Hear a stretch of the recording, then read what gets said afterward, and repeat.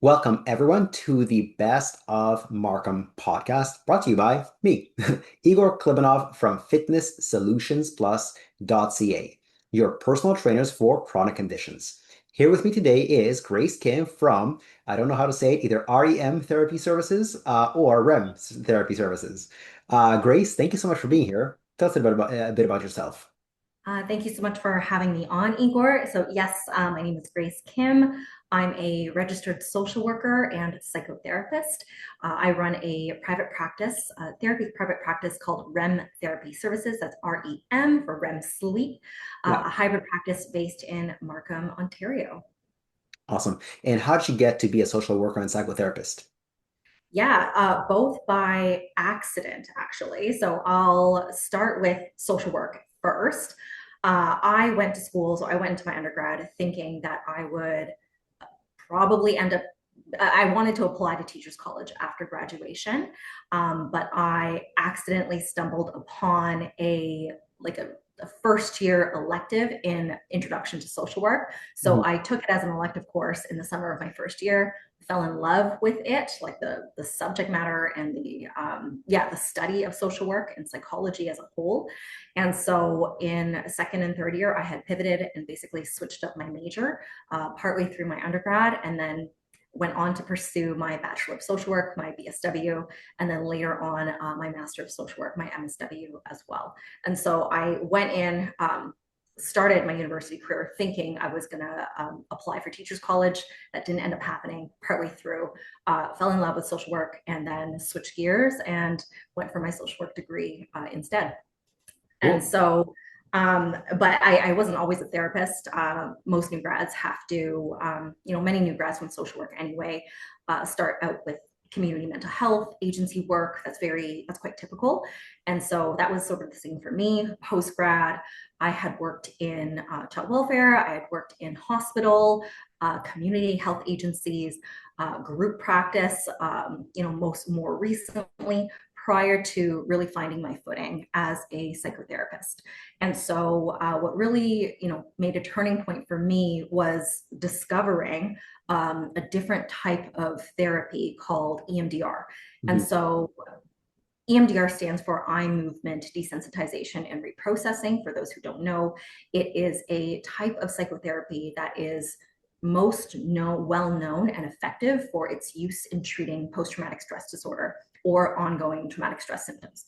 Mhm. So I do my best work with people who would identify as perhaps highly anxious or have low mood, may be struggling with, phobias and things like that, high fear, or high achievers who feel like they're a little bit stuck in the past because of maybe personal crises in their life that they've survived through or had overcome.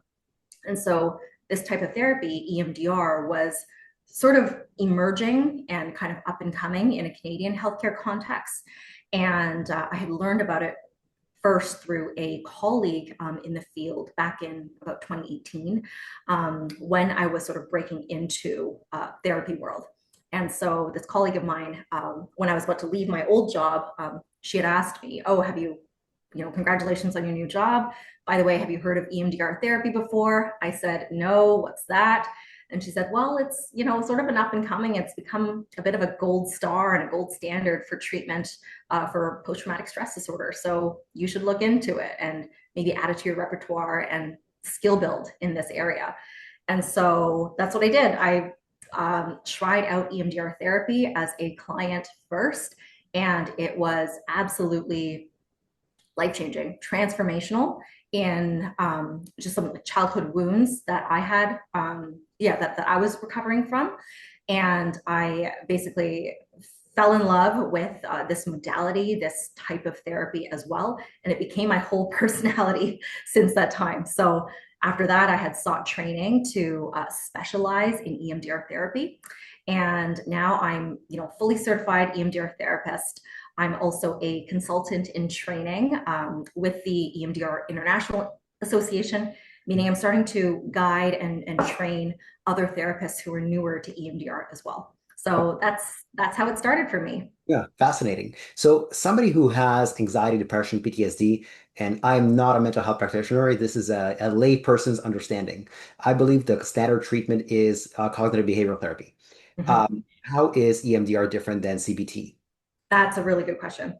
CBT would be it's considered what we call a top-down approach to therapy. So in CBT, you are reasoning, gathering evidence, talking through whatever difficulty, whatever presenting problem that someone is bringing to the table. And talk can and does work for many people. Like CBT has sort of been the gold standard for treatment of depression and anxiety for well over 50 years now.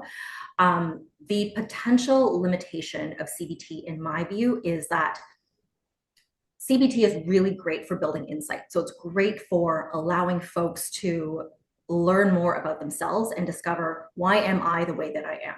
Mhm. Why am I anxious in these situations? Why am I experiencing depression to this degree? And doing like a deep dive, oftentimes on history and patterns and things like that. So insight building and awareness building is something that CBT is really great for. The potential limitation of CBT for some folks is that you can have all the insight in the world and grow a high level of self-awareness, but that doesn't automatically mean that you feel better just yet. Right. And so I believe that a treatment modality such as EMDR, which is a somatic therapy, which is what we call a bottom-up sort of therapy, it's a really great fit for people who are just ready to feel better in their nervous system and in their body as well. So it's not just, quote unquote, that you Yeah. should feel a certain way or should, adopt a certain type of attitude or vantage point, but you don't feel great in your body just yet. And so with EMDR, we can actually quite incredibly like help reset the nervous system so that people start to really believe deep down in their gut and in their core that they really do feel better. They really do experience relief to their bones, really. Yeah. Fascinating. So would somebody do EMDR and CBT concurrently, or is it better to do them separately? That's an interesting question. I happen to attract a lot of whom I call therapy veterans. Right. So, a lot of people who might have been in and out of therapy for years, oftentimes. And these are folks who might have found that they may have reached a bit of a plateau in their therapeutic journey. So, they might be feeling they've gotten most or all of what they can get out of their talk therapy, maybe a different treatment modality. And Yeah. so a lot of people come to EMDR wanting to try something different. I do offer adjunct support to all sorts of clients who may have a really great rapport and a working relationship with their primary or their existing therapist. Mhm. And maybe they're hitting like a bit of a wall or a barrier in their progress and in their goals. And perhaps that therapist wants to quote unquote outsource the Mhm. trauma treatment piece to a short-term EMDR therapist. And so that's where I can come in as well. So Oh, I'm not looking to quote unquote poach clients or steal clients yeah. away from therapists whom they have so much respect and trust for. Right. Rather, I want to give people a chance, an option to perhaps access a different type of treatment, even if it's short term, prior to returning to their primary therapist for ongoing support. If CBT is working really well, but they're just still feeling quite stuck in their body and wanting a little bit of extra support in the trauma symptom relief part. Yeah, yeah, I can totally relate. I often have personal training clients who they already have a personal trainer before they came to us, except they're training for a very specific reason for chronic conditions like osteoporosis or type 2 diabetes, etc. Their trainer is training them, but they don't know specifically how to train them for that condition. So they'll continue training with their trainer. I just designed the program for that condition, and their trainer implements that condition, that program. Uh, Yeah. so I don't want to step on anybody's toes, but at the same time, I of course want my client and their client to get better. So this is kind of how we can work together. And I really enjoy that collaborative opportunity. Like I do not, for example, like I do not pretend to know anything about helping couples get healthier. Yeah. And so if I have a client, an individual client whom discloses to me that they're, having trouble in their relationship or their marriage, I'm outsourcing that. I'm referring them on to someone else who has the expertise and the know-how to help them with that specific problem. So Yeah. I know where my strengths lie in terms of trauma symptom treatment. And if someone is already in therapy, doing great work, but needs a little bit of an extra push in this specific area in their goals, I want to be able to offer that adjunct support as well. Yeah. It's important to know what you can do, but also what you can't do. Yeah, exactly. What you can't do, outsource to others. Yeah.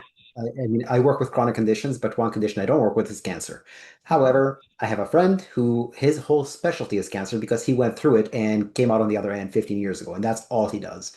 He Yeah. is way better at that than me. I have no desire to learn about it. I just want to do the Mhm. stuff I'm good at and I know I like. So I Yeah. totally. Now, you're not just a social worker and a psychotherapist, you're an entrepreneur. You have your own clinic. So, Yes. how'd you go from, because a lot of social workers and therapists work for other clinics. What made you decide to pursue the entrepreneurship realm? Yeah, absolutely. So I was working for an agency, Yeah. at a group for at least a couple of years, and I had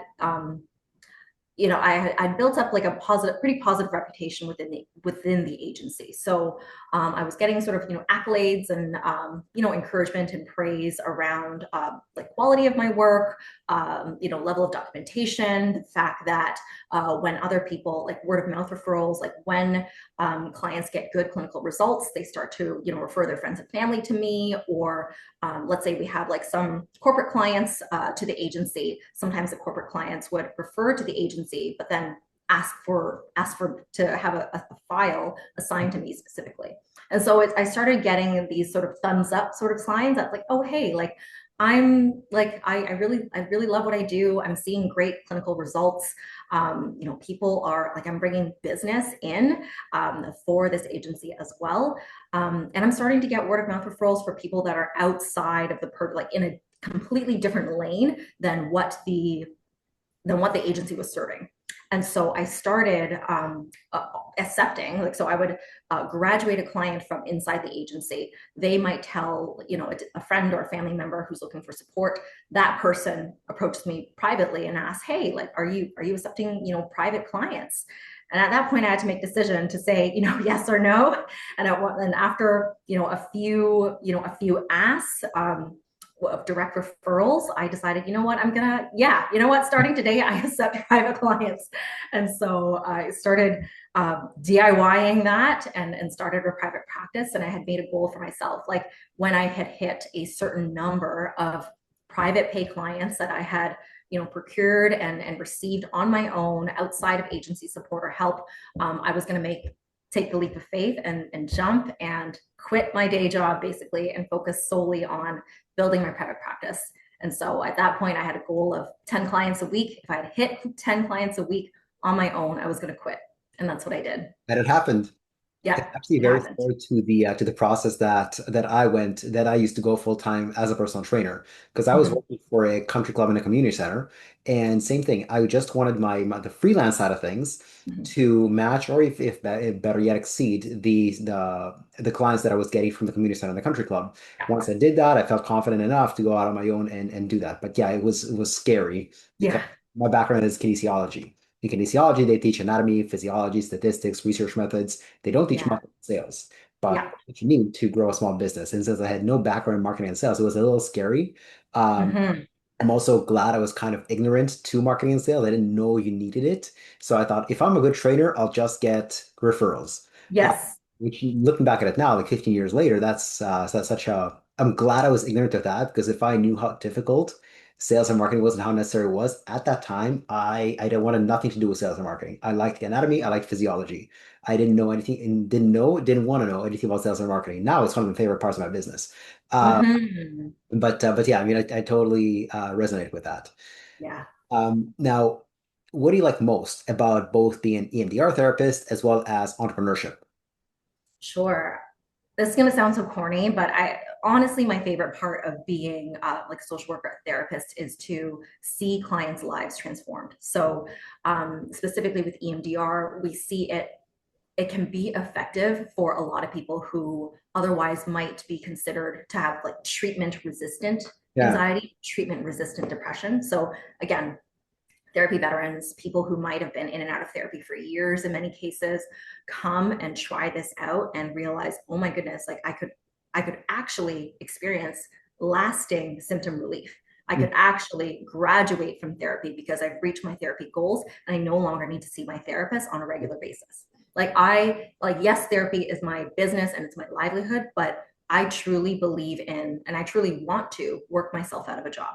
I don't want, if it can be helped, I don't want my clients on my caseload their whole life, Yeah, right? yeah. And so seeing transformation is really the most gratifying part and my favorite part about being a therapist. And from an entrepreneurial standpoint, my favorite part of being an entrepreneur is freedom to indulge in creative processes and indulge in out of the box ideas. Yeah. So, for example, one of my service offerings, in one of my therapy service offerings, I had actually partnered with a few local restaurants that are like walking distance away from my office, my clinic. And part of the package is that my clients can get meal vouchers and get their lunch, their meals sort of paid for while they're doing therapy with me. And it's like not very typical that your therapist feeds you, Yeah, yeah. but I have like a specific therapy package for, for clients within a specific program that it's like, hey, like while you're doing this deeper emotional work, you don't have to think about what to eat. Like, you're here all day with me. Go get you can choose your meal. Just bring this voucher. You're taken care of all day. And so it's just the fact that I get to think about those ideas and indulge them and actually collaborate with other local businesses. Again, it just makes this job so much more fun. Yeah, yeah. Actually, very, very similar to my business. It's the same two reasons why I really like A, personal training and B, entrepreneurship. On the personal training side of things, I have so many clients who come to me and say, I've tried this, this, this. And again, my specialty is chronic conditions. So they Mm-hmm. might have tried other personal trainers, medications, supplements, diets, etc. And they say either it doesn't work as well as they'd like. Um, or like it works temporarily and then it doesn't. And Yeah. then once I ask them a bunch more questions, I figure out, oh, here's why it's not working, and here's the approach that will work. And like I can't say we have a 100% success rate, but it is quite high. It's over 80%, assuming good compliance. Uh, Mm-hmm. so it's very rewarding when somebody's tried all these different things. Those haven't worked or it's not as well as they'd like, and then they have the like literally something I. A bunch of my books are titled Reversal Secrets because I literally mean that. You can reverse high blood pressure to normalize it. You can reverse type 2 diabetes to normalize it. I'm not saying everybody can, but a large percentage of people with those conditions can. Mm-hmm.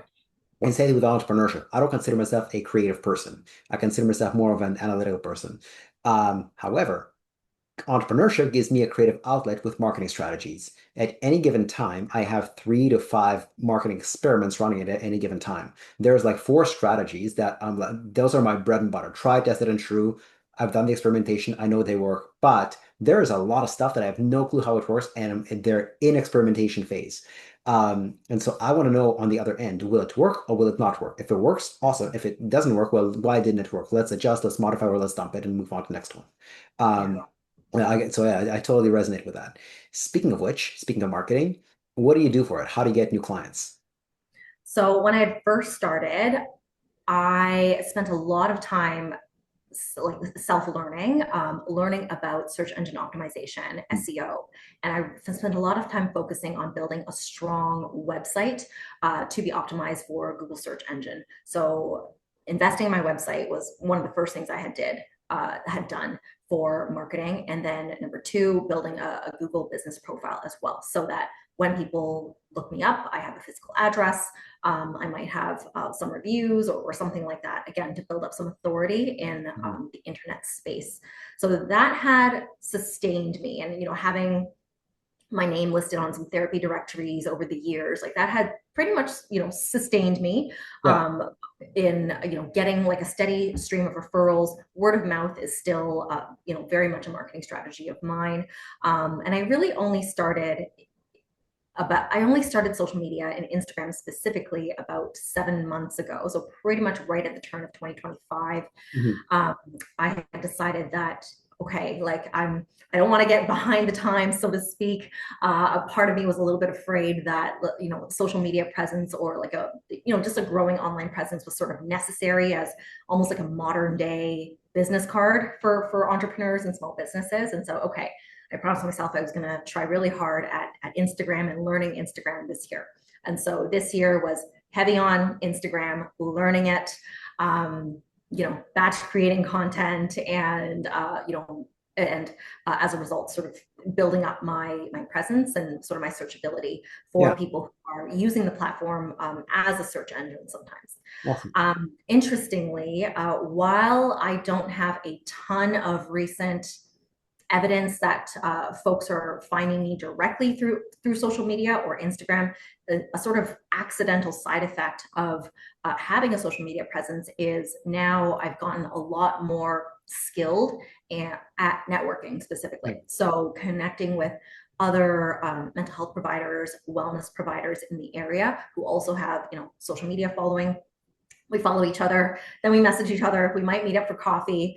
The thing about small business ownership or entrepreneurship is that I find anyway, it can feel quite lonely because I don't have any, I don't have any staff. I don't have any coworkers in the day to day. So I'm working in silo. Mhm. And so actually meeting up with and chatting with other small business owners or other therapists, figuring out if we could be a good fit for co-referrals, or just swapping ideas as business owners. Yeah. That has been really a real, like, almost an accidental but a really lovely benefit for me getting on social media. So while it's not offering maybe like a lot of direct referrals from clients themselves who are looking for a therapist, it's Yeah. almost like an indirect line, because I might have perhaps a higher level of word of mouth referrals now because I've made all these clinician friends or local provider friends as well. Yeah, yeah, no, totally. And it's good to see an entrepreneur with multiple streams of leads. What would you say is the breakdown? How many of your leads come through word of mouth versus being on directories versus SEO versus social media? Mm-hmm. I would say SEO is still probably about 60%. Nice. So it's probably still like when people book an intro call with me, I ask them, they have a mandatory question. They check off like, how did you find us? And most people are still clicking Google search. And so I would say that's roughly about 60%. And then follow that by word of mouth referral. So a client who was happy with their clinical outcomes and then telling someone they know about it. So if I were to guess, that's probably about 25-30% Yeah. ish. And then the remainder, sort of 10%, is through social media and networking. Oh, fascinating. So SEO is actually bringing the most. Yeah, I think so. I think that's still king for my practice currently. Yeah, that's amazing because very often when I talk to entrepreneurs, they'll often say referrals are our biggest source. And Mhm. on the one hand, they're patting themselves on the back. On the other hand, it's also not a great thing because there's no strategy to it. You're hoping for somebody to do something. It's not proactive. It's Mhm. not predictable. So it's missing a lot of elements of how to run a good business. So they're at the mercy of somebody else. Whereas Right. SEO is way more predictable, and other strategies are much more predictable. So good for you for not relying strictly on referrals and actually doing something proactively on your own Mhm. to generate enough to sustain your business. So I never thought of it that way, but you're right. Like a word of mouth referral, while it is a bit of an ego boost because it's like, yes, okay, oh, someone puts their trust in me because they heard yeah, about me from someone else. It builds confidence in myself. But you're right, it is passive in that way. I'm waiting for something to happen to me. exactly. Now, having said that, there are active ways to deliberately generate word of mouth, but that's not what most people are doing. Most people are doing it so passively that that's not a business. That's hope, and hope is not a Mhm. strategy. That's prayer. Yeah, yeah, yeah. Right. But I mentioned before our call is I volunteer for the Markham Small Business Center as a mentor. And one of my mentees a few years back, he was a chiropractor. He like his biggest source of new patients, new clients was word of mouth, but he was very deliberate about it. Here's the beauty of entrepreneurship. There are many, many, many ways to get to the same end goal of a big enough practice to sustain yourself and have a nice lifestyle. He likes to party. This chiropractor likes to party. Mhm. So what he do is once a year he would throw a client appreciation party or a patient appreciation party. And of course, he'd invite all his patients, but patients don't come by themselves. They come with Mhm. friends, with spouses, with kids, with parents, etc. And who is the most likely person they're going to refer? The person closest to them, the person they came with.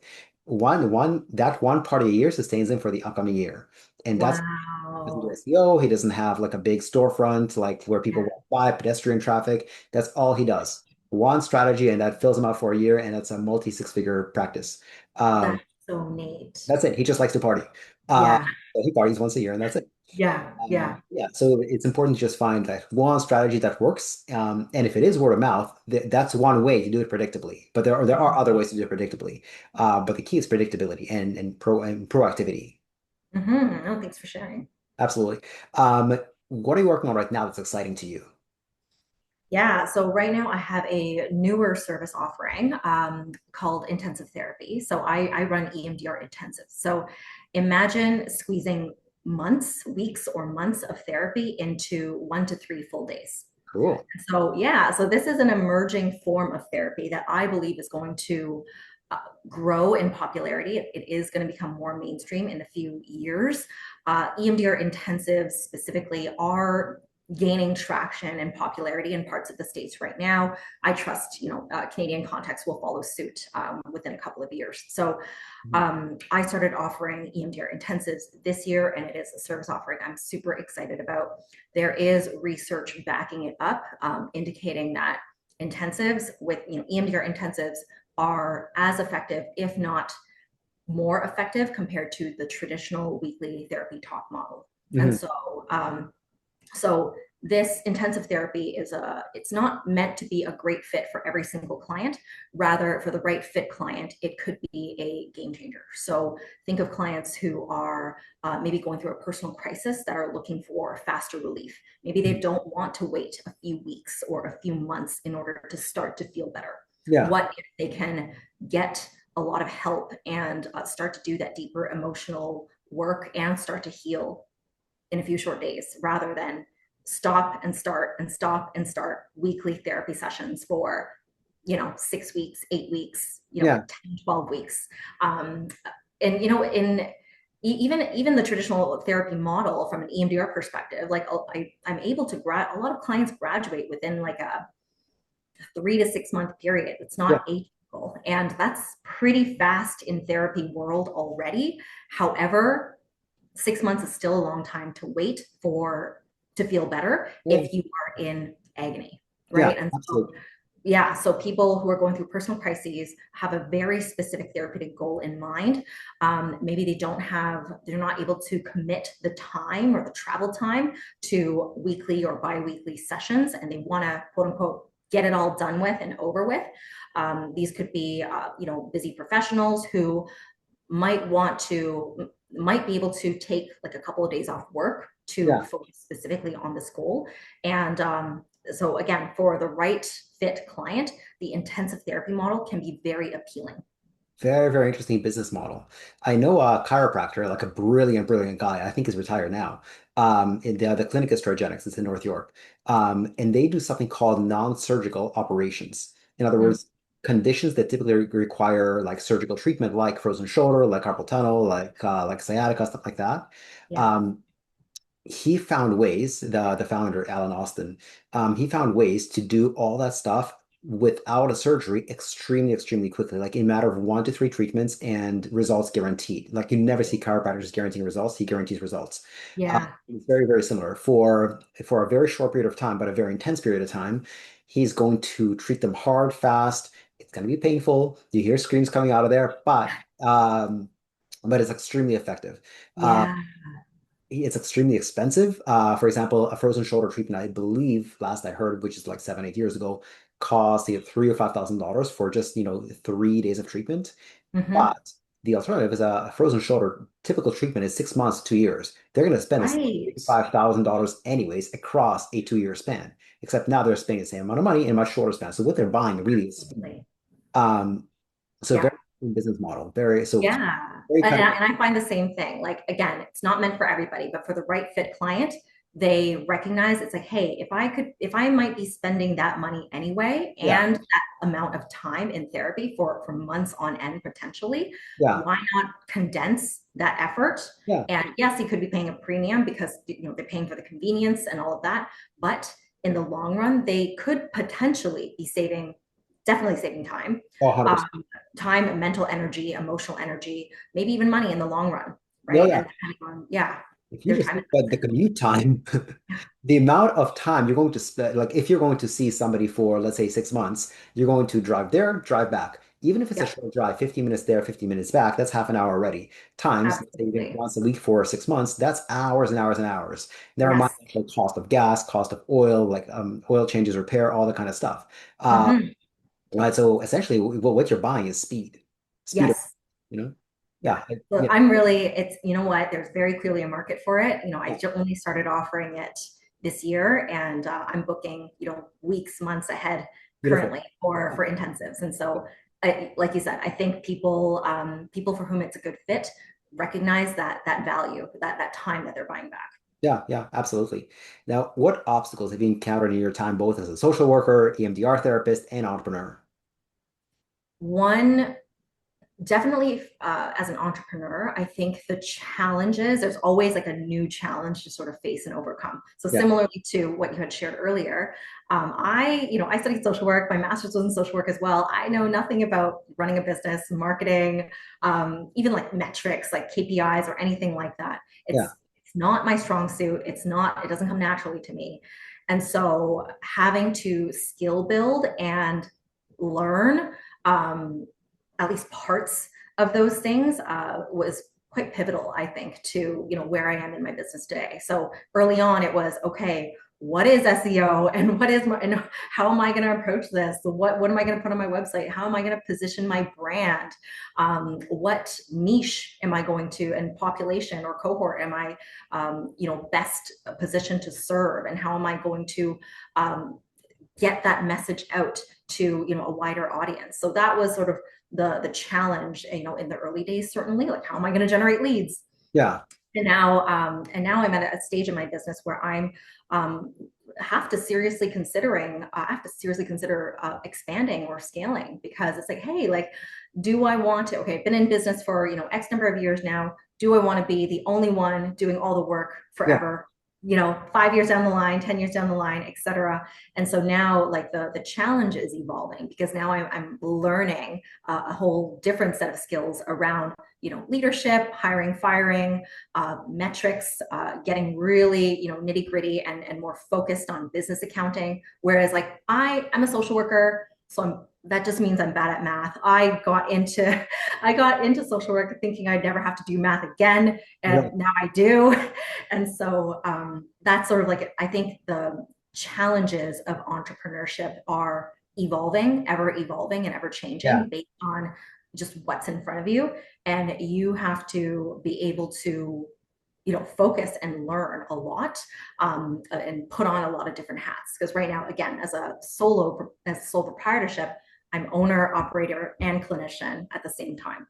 yeah, And I have to think about, okay, do I want to take off one of those hats, or change a little bit and bring on some help, bring on a team member?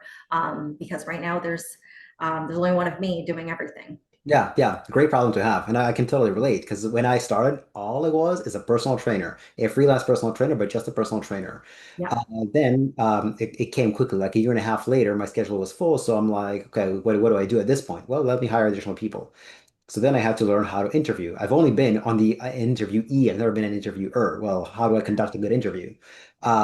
Then how do I train my staff? Then, unfortunately, occasionally, how do I fire a person? Fortunately, I've Hmm. only done it like once or twice in 15 years. Um, then how do I generate leads? All that stuff. Yeah. So it forces you to learn additional new skills. Hmm. Every new stage of business growth comes with new challenges. For me, I find it alternates recruiting, leads, recruiting, leads. Like you get enough leads that you can't service them with the staff you already have. You need more staff. Yeah. Then you figure out the challenge comes, well, how do I get more good staff? You figure that out, and then you go, okay, now I have enough staff. Now need more leads to service to feed those staff. Hmm. Alternating those two things. Yeah. Very interesting. Yeah. Um, what do you do in your free time? So I'm free time. So I'm a wife, I'm a mother, and outside of work, family life, social life, I really enjoy bread making. Yeah. And so working with my hands. So I think because in my work, I expend so much mental and emotional energy Yeah. doing something that is like repetitive and like physical. It's quite cathartic for me. And Right. so, yeah, so like bread making, I really enjoy cooking, bread making, just going into my head a little bit. Yeah. That's what I enjoy in my free time. It's sort of like meditative and therapeutic in its own right. Well, during COVID, actually, during the beginning of lockdown, I actually started like doubling down on bread making and Yeah. I started selling bread out of our home. And Yeah. so for like a few months in lockdown, when everyone was like super loopy and didn't know what to do with themselves, I was having people come to my home and like buy bread from me. And so, Fantastic. Yeah, because yeah, bread making became so popular and trendy during COVID. it All of my did. clients started bread making. It just became such a big thing. Yeah, it did. Yeah, It yeah. did. And I had to capitalize on that. Well, I was bread making prior to COVID, but I got really good, especially during COVID, and then good enough that I was like, okay, I actually have like a really good product. I could actually make some money off of this. Can I buy So, some of your bread? pardon? Can I buy some of your bread? You know what? I might make an exception for you. I've been out of the business for a long time, but I can make an exception. Okay, I'd love to try it. And lastly, since this is, after all, a Best of Markham podcast, what's your favorite business in Markham besides your own? Yeah. Oh, I just realized I thought about this question. And now that I'm saying it out loud, my favorite business in Markham is actually a bakery. And I was like, oh, I was just talking about bread making. So my favorite business in Markham is probably Panache Bakery. So it's Ooh. spelled Panash. It is a Hong Kong style bakery. And I would say it's probably my favorite place to go to for a quick grab and go breakfast. So you Really? go in, you have like a bunch of like savory buns, sweet buns as well. You can get your, Hong Kong style milk tea or your coffee in the morning. Yeah, It's just very nostalgic, and my parents are from Hong Kong, my family's from Hong Kong, yeah. and so it's very, definitely like a very much a part of Hong Kong culture.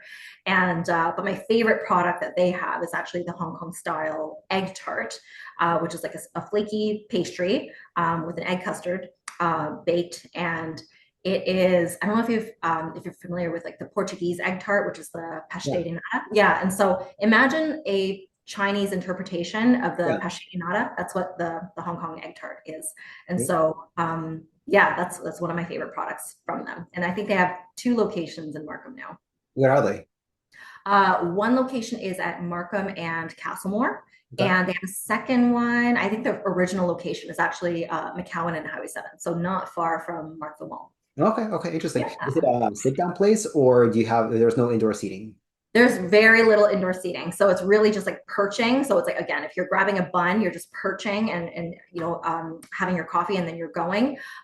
Most people are in and out, so Yeah. they're choosing their buns, they're putting it on their tray, bring it up to the cashier. They process it for you, put all your buns in like individual baggies, Okay. and then you bring your food to go. Okay. I have to put that on my list of places to Yeah, visit. yeah. And finally, how can our viewers and listeners get in touch with you? Absolutely. So I am on LinkedIn, although I should try a little bit harder to connect on LinkedIn. But my name is Grace Kim, Kim for Mike. You can find me on LinkedIn. Our website is remtherapyservices.com. That's REM for Mike, therapyservices.com. And I'm also on Instagram at the REM Therapist. Perfect. And all your contact details will be in the show notes as well. Grace, thank you so much for being here. I really appreciate it. Thank you so much, Igor. Have a good day. You too.